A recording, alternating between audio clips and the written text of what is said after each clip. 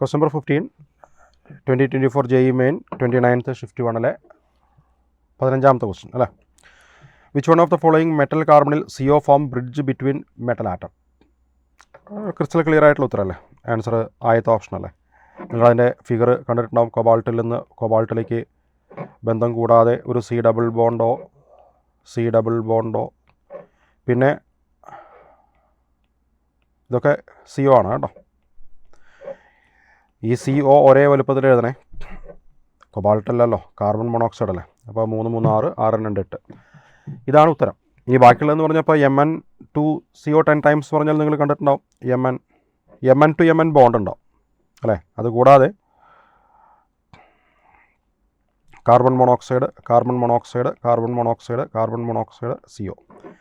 വീണ്ടും ഇതേപോലെ തന്നെ ഒരു CO ഉണ്ട്.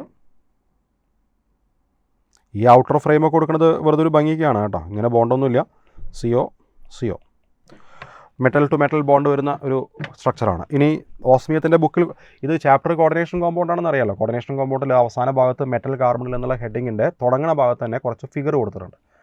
ആ കോമ്പൗണ്ടുകളുടെ സ്ട്രക്ചറാണ് ഈ ചോദിച്ചുള്ളത്. ഇതിൽ ഈ പറഞ്ഞ 2 കോമ്പൗണ്ടുകളുടെ സ്ട്രക്ചർ NCERT കൊടുത്തിട്ടില്ല. But you have to know. Osmium അതുപോലെ തന്നെ റുഥീനിയം ഒരേപോലെയാണല്ലോ.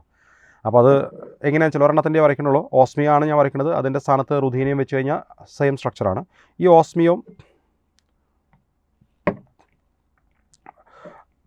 3 ഓസ്മിയം ഒരു ട്രയാങ്കിൾ പാറ്റേണിൽ കണക്ട് ചെയ്യണം. ഓക്കെ. 12 കാർബൺ മോണോക്സൈഡ് എന്നുള്ളത് 4 വീതം ഓരോ ഓസ്മിയത്തിലും. ഞാനത് വരയ്ക്കുന്നില്ല. ഇങ്ങനെ ഒരു 4 ബോണ്ടുകൾ കാർബൺ മോണോക്സൈഡായിട്ട് കണക്ട് ചെയ്യും കേട്ടോ. അപ്പോൾ ഇതാണ് സ്ട്രക്ചർ. അപ്പോൾ നമ്മുടെ ആൻസർ ആദ്യത്തെ ഓപ്ഷനാണ്. ഓക്കെ.